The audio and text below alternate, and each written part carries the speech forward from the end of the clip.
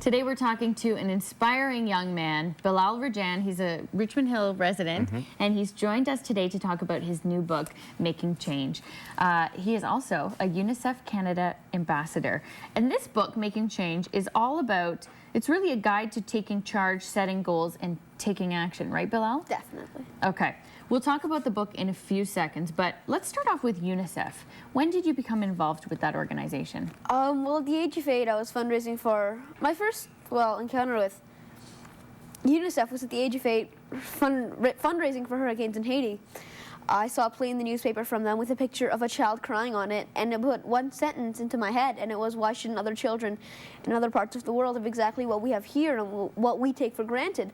And from then, I've always really wanted to just make a difference. After that, I went on to raise for this tsunami, and having raised quite a bit for UNICEF, I asked them if I could set out a challenge for each and every child across Canada to raise $100 each, with a goal of $1 million for the victims of the tsunami.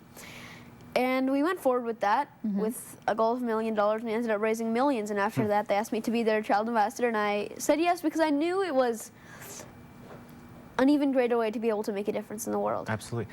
I mean, it's not like you've been doing this since 8. When you were 4, you were going door to door selling clementines, is that correct? Yes. So what was the inspiration behind that?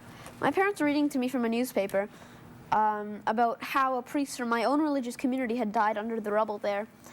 And it was just for my own information, and I took into account that what the situation these people would be in. I'd heard about it. And I knew that my dad was in the same sort of position here in Canada, and I just put 2 and 2 together. Not exactly, but I just said, well, what would happen if an earthquake happened here? I said, I wouldn't want to be left fatherless.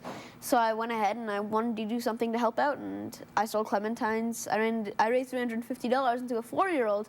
That seemed like an absolute fortune. Wow. But, To a 27-year-old, that seems like a well job done. It's a great job done. Okay, so you've been doing, all of these different things since you were 4 years old, basically an activist. What is it? Where does it come from inside of you, Bilaal, that you just want to do good, you want to make a difference? It's always just seemed unfair that I have so much here. I have a roof over my head, I have an education, I have clean water, food on the table. And especially when it comes to my awareness how much suffering others have to go through in other countries and how privileged I am here, it just makes me want to help and do as much as possible to make a difference.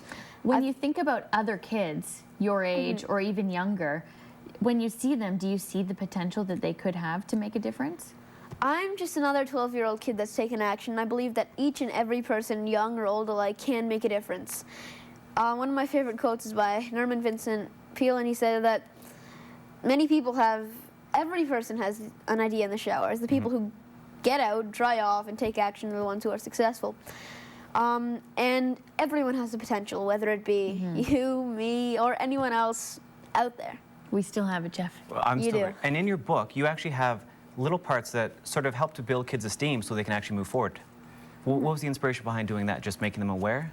Well, it wasn't really a what, it was a who, and that was Mahatma Gandhi. He said, be the change you want to see in the world. And that's exactly what I've set my goal out to do in life. So when did you decide to make this, to write this book, Making Change? In grade 6, my grade 6 language arts teacher, Miss Alison Bartlett, said that one of the stories I wrote for my in-class assignment was pretty good writing. And I've been brought to my awareness that books are quite a way to spread the message. Yeah. And at the time I was speaking across Canada internationally, and I wanted to spread the message even farther in as many places as I can. I decided that a book would be the way. And I went out, I started talking to a voice recorder, got that transcribed, and here it is today. Beautiful. Wow. And it's not only a book that you read, but it's also like a workbook. So people can actually write down some of their strengths, the challenges they want to meet. Yeah. What do you think kids will take away from this book? Well, I want not only kids, but everyone who reads it to take away, absolutely, adults too, to take away that they can make a difference, that they have the full potential. And the second part of the book actually talks about 8 principles that kids can use, and adults too, to maximize their true potential, whether it be through academics, sports, or philanthropy. Okay, so there are still lots of ways that you can do little things. Yeah. Are you still involved with UNICEF as much as you were before? I'm still involved with them. I have I'm still doing quite a few things with them. I'm speaking with them across Canada.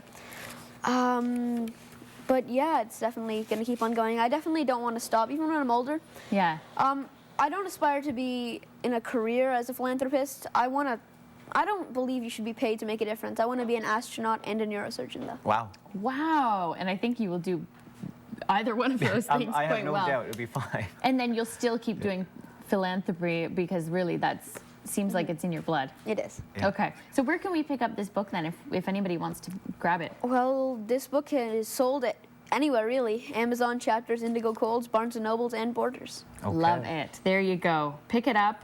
It's got Bilal's picture on the front page. You can't miss it. It's called Making Change. Thank you so much, Thank Bilal. you. Wonderful. Good job. I'm inspired. Okay, coming up next, we're going to talk to Cuisinart Canada. Chef Patrick is here, and we're in the kitchen making some delicious dishes for the holidays.